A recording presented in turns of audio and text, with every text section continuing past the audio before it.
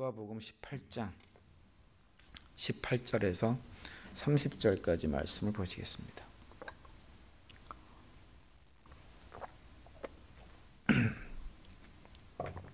한 절씩 교독하겠습니다. 어떤 관리가 물어 이르되 선한 선생이여 내가 무엇을 하여 영생을 얻으리이까? 예수께서 이르시되 내가 어찌하여 나를 선하다 일컫느냐? 하나님 한 분 외에는 선한 이가 없느니라. 내가 계명을 안 하니 간음하지 말라, 살인하지 말라, 도둑질하지 말라, 거짓 증언하지 말라, 내 부모를 공경하라 하였느니라. 어찌하오되 이것은 내가 어려서부터 다 지켰나이다.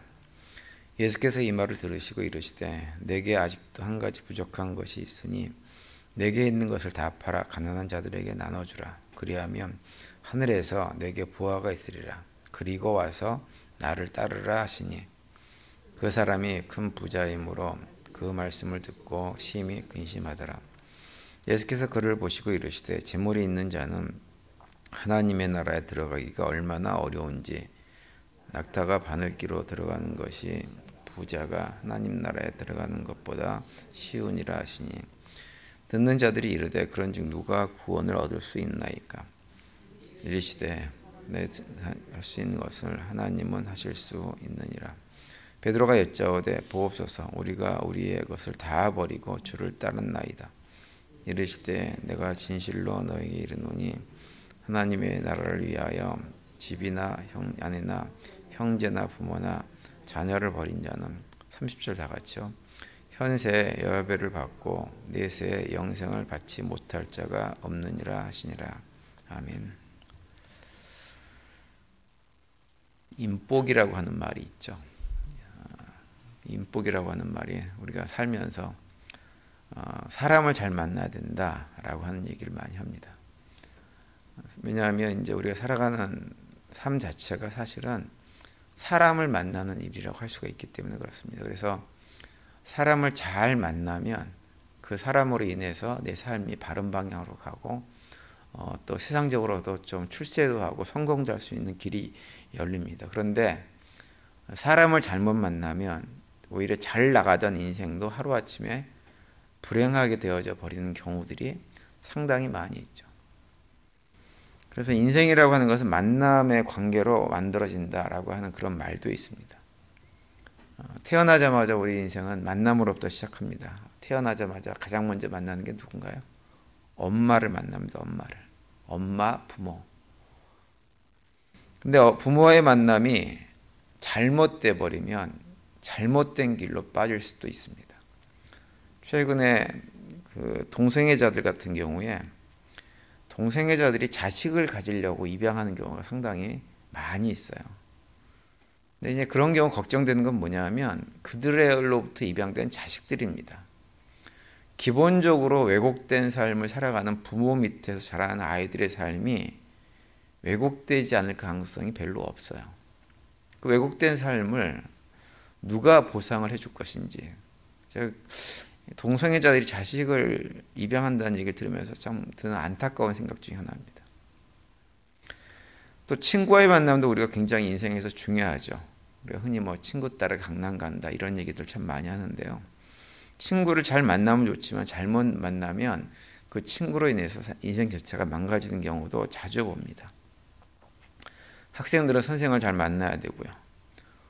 직장에서는 종업원과 사장님이 잘 만나야 됩니다. 그래야만 사업 입장이 잘 운영될 수 있고, 특별히 요즘 뭐 미국도 그렇고 한국도 그렇고 정치가를 참 잘 만나야 된다 이런 생각을 참 많이 하게 되어지죠. 국가를 지도한 대통령, 좋은 지도자를 만나야지 국민들도 편안하고 참 좋은데 여러 가지 걱정이 많습니다. 교회도 마찬가지예요. 교회도 성도들과 목회자들이 잘 만나야 돼요. 좋은 성도를 만나고 좋은 목회자를 만나야 된다는 말씀이 아니에요. 세상에 좋은 성도도 없고요. 좋은 목회자도 없습니다. 우리는 다 죄인이기 때문에. 다만 이제 성도와 목회자가 잘 만나야 된다고 하는 것은 뭐냐면 좀 맞아야 되는 것 같아요. 아주 안 맞는 그런 만남들이 있습니다. 목회자가 가려고 하는 길과 성도들이 원하는 길이 정말 안 맞는 경우가 있어요. 그러면 성도도 힘들고 목회자도 힘듭니다.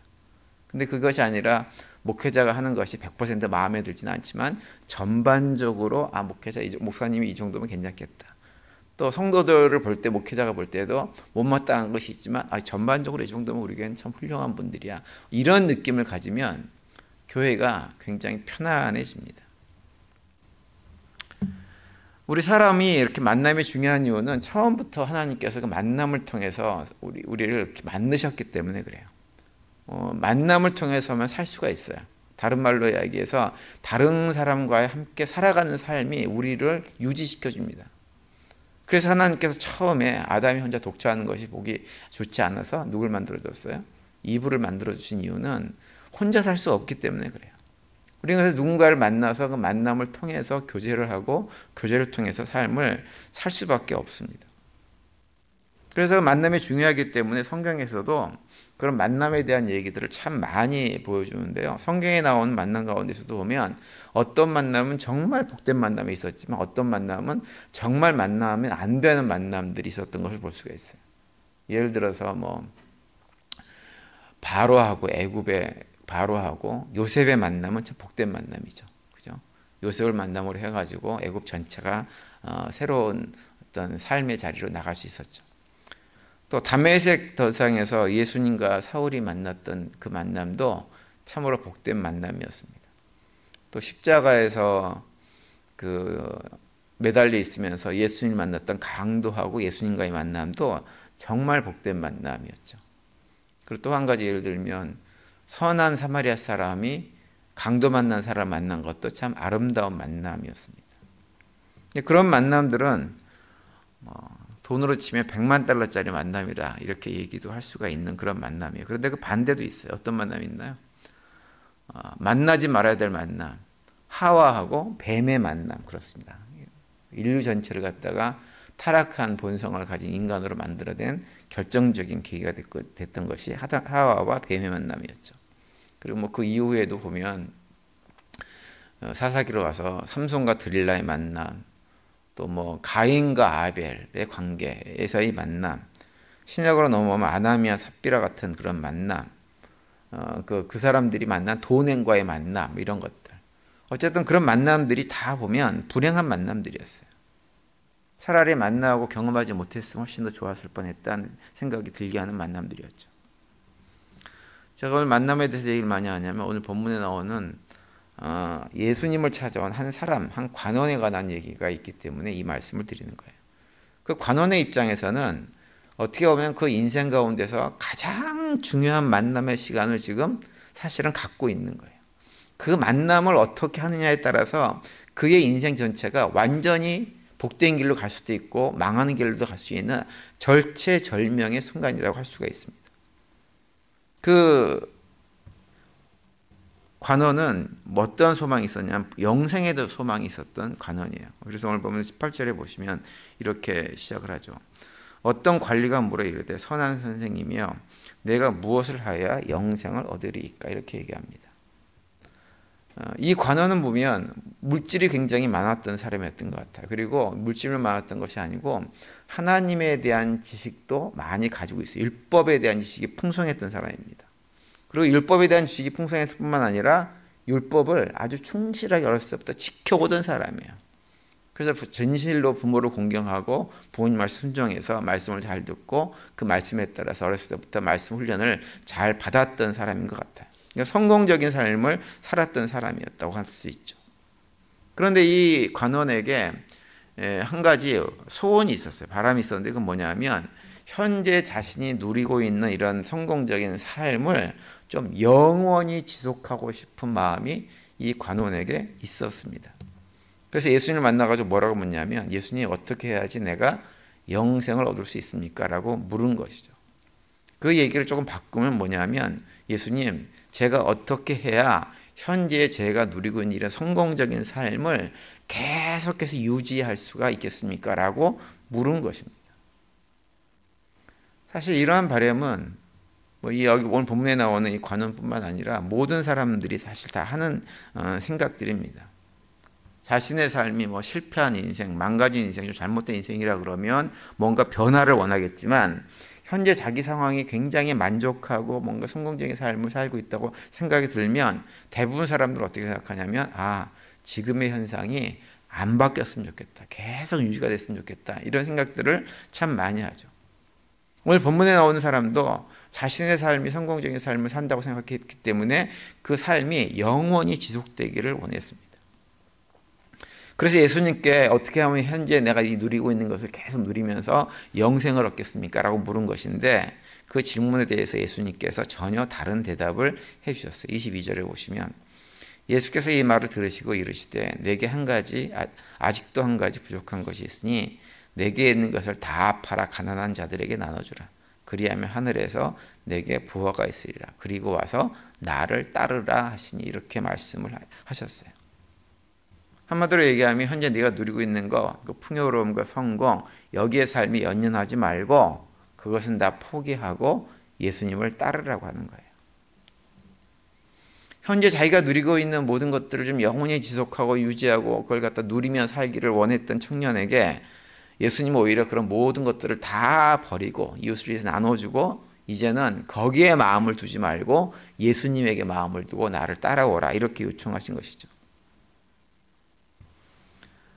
그러니까 이 예수님의 말씀은 무엇을 얘기해 주냐면 너의 삶의 성공이라고 하는 것, 성공적인 삶을 산다고 하는 것은 그렇게 눈에 보이는 세상적인 물질이나 세상적인 명예나 이런 것들을 쉼을 통해서 되어진 것이 아니라 너의 참된 성공은 나와 동행하는 삶을 통해서 주어지는 것이다라고 말씀을 해주고 있는 거예요. 그러니 마음에다가 물질을 두지 말고 잠시 잠깐 있다가 사라져 이 땅의 것에 마음을 두지 말고 시선을 예수님께 고정하고 너가 나를 따라오라 이렇게 말씀을 하신 것이죠.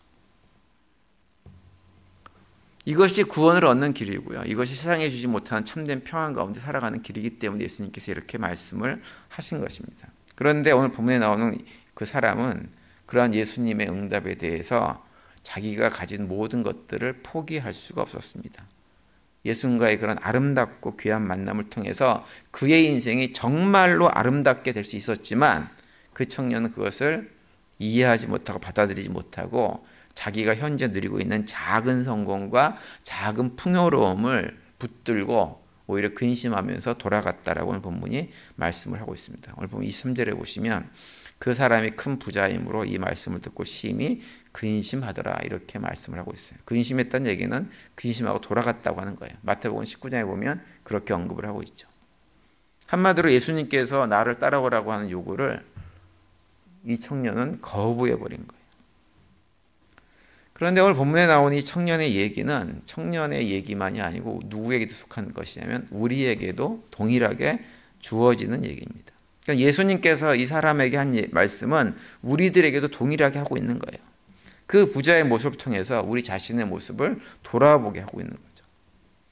다시 말하면 우리도 예수님과의 정말 아름다운 만남의 시간을 지금 갖고 있습니다. 그런데 이 아름다운 만남의 시간을 가지고 있는데 이 만남의 목적이 무엇이냐면 현재 내가 누리고 있는 것들이 변화되지 않고 계속 누리고 오히려 더 많이 얻고 더 풍성해지는 삶을 위해서 예수님을 만나고 있지 않은지를 점검해 보라고 하는 것입니다.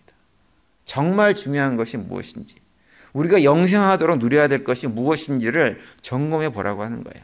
우리가 이 땅에 살면서 아무리 많은 것을 소유하고 누려도 아무리 성공적인 삶을 살아도 그 삶이 예수님과 관계가 없으면 내가 소유하고 누리고 있는 모든 것들은 아무런 의미가 없지만 반대로 우리가 이 땅에 살면서 아무것도 얻고 누리지 못하고 성공적인 삶을 살지 못했다고 해도 예수님께서 나와 함께 하신다는 사실만이 확인되어지면 그것으로 우리는 충분하다고 하는 고백이 우리에게 있느냐라고 하는 거예요. 그 질문을 예수님께서 우리에게 하고 있는 것입니다.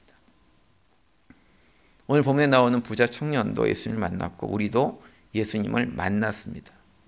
하지만 부자 청년은 세상을 향한 자기 욕심을 버리지 못했고 예수님과의 만남도 헛된 만남으로 만들어버렸죠.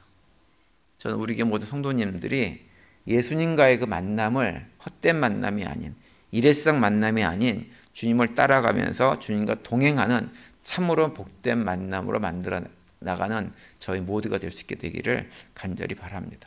그래서 정말 주님께서 우리에게 주시고자 하는 그 참된 생명을 누리고 세상 사람들은 경험하지 못한 참된 기쁨과 만족을 누리며 살아가는 우리 모두가 되시기를 간절히 바랍니다. 오늘도 그런 고백 가운데 주님과 동행하시면서 승리의 삶을 살아가시고 주님께 주신 참된 평강을 누리는 복된 하루가 되시기를 간절히 축원을 드립니다.